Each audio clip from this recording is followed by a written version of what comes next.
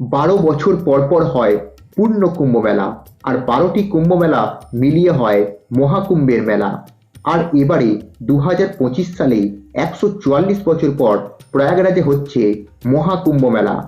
আজ এই ভিডিওর মাধ্যমে আমি আপনাদের জানাবো কুম্ভ মেলার ইতিহাস, পৌরাণিক গুরুত্ব এবং কুম্ভ মেলার সাথে জ্যোতিষশাস্ত্রের সম্পর্ক। ভিডিও শুরু করার আগে আপনাদের কাছে একটাই রিকোয়েস্ট, চ্যানেলে যদি নতুন হয়ে থাকেন তো চ্যানেলটিকে সাবস্ক্রাইব করে পাশে রাখা বেল আইকন ক্লিক করতে ভুলবেন না। এই রকম ইনফরমেটিভ ভিডিও আমি আমার চ্যানেলে নিয়ে আসি। আপনাদের একটি সাবস্ক্রাইব আমাদের মতন ছোট ইউটিউব চ্যানেলকে এগিয়ে নিয়ে যেতে সাহায্য করে। চলুন ভিডিও শুরু করা যাক। কুম্ভ মেলার সূচনা জানা না গেলেও এইটুকু জানা যায় 2000 বছরেরও বেশি পুরনো এই কুম্ভ মেলা। কুম্ভ মেলা হিন্দুদের একটি পবিত্র উৎসব। আদিগুরু শুক্রাচার্য এই কুম্ভ মেলার প্রচলন করেছিলেন। এই কুম্ভ মেলার সাথে সমুদ্র মন্থনের প্রত্যক্ষ যোগাযোগ রয়েছে। এবার আমাদের জানতে হবে সমুদ্র মন্থন কেন হয়েছিল।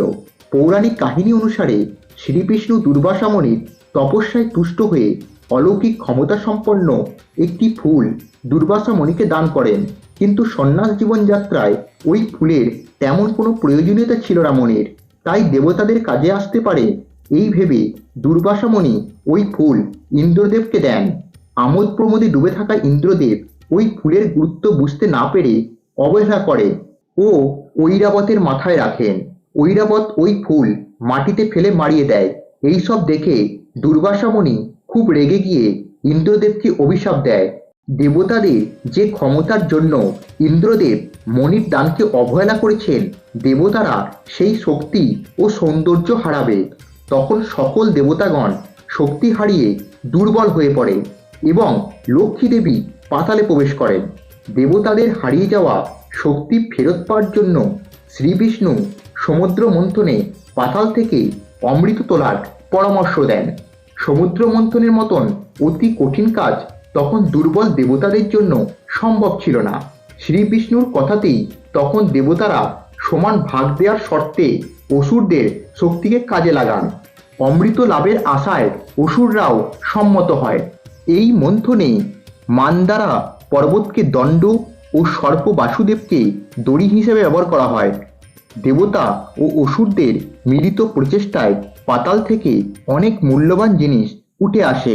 সেইগুলোর মধ্যে প্রথমে উঠে আসে হলাহল বা কালকুটি বিষ, যা শিব ঠাকুর পান করে নীল হয়ে যান, বিশ্ব সংসারকে রক্ষা করেন। এছাড়াও আরও অনেক মূল্যবান অলৌকিক জিনিস উঠে আসে।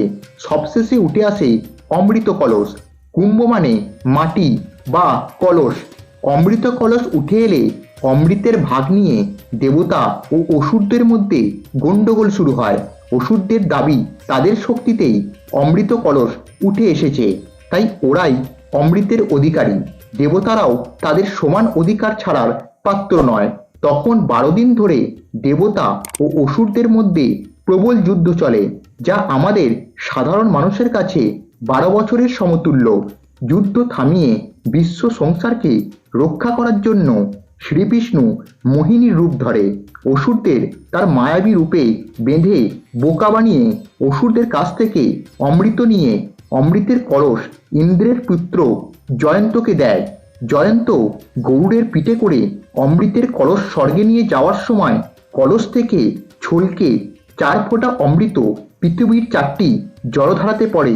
সেই জলধারাকে অমৃত সমান পবিত্র করে তোলে। সেই 4টি স্থান হল উত্তরপ্রদেশের প্রয়াগরাজের ত্রিবেণী সঙ্গম, উত্তরাখণ্ডের হরিদ্বারের গঙ্গা, মহারাষ্ট্রের নাসিকের গোদাবরী ও মধ্যপ্রদেশের উজ্জয়িনীর শিপ্রা নদী। এই 4 জায়গায় পবিত্র জলধারায় বিভিন্ন সময়ে পূর্ণ কুম্ভ মেলা অনুষ্ঠিত হয়ে থাকে। তবে অর্ধ কুম্ভ মেলা প্রয়াগরাজ ও হরিদ্বারে পালন করা হয়। এই কুম্ভ মেলা অনুষ্ঠিত হওয়ার বেশ কিছু মুহূর্ত থাকে, যা জ্যোতিষশাস্ত্রের সাথে সম্পর্কিত। তা নিয়ে পরে আলোচনা করছি। এবারে জানাই লক্ষ লক্ষ মানুষ বিনা আমন্ত্রণে ছুটে আসে কেন কুম্ভ মেলায়। পুরাণ মতে যে সময়ে অমৃতের বিন্দু জলে পড়েছিল সেই সময়কে অমৃতযোগ বলা হয়। হিন্দুরা মনে করেন ওই সময়ে অমৃত পড়া জলে ডুব দিয়ে স্নান করলে সর্বপাপের ক্ষয় হয়, মানুষের জীবনচক্রের সমাপ্তি ঘটে। এই ফল লাভের আশায় যুগ যুগ ধরে মানুষ কুম্ভ মেলায় ছুটে আসে, সকল বিপদকে অগ্রাহ্য করে।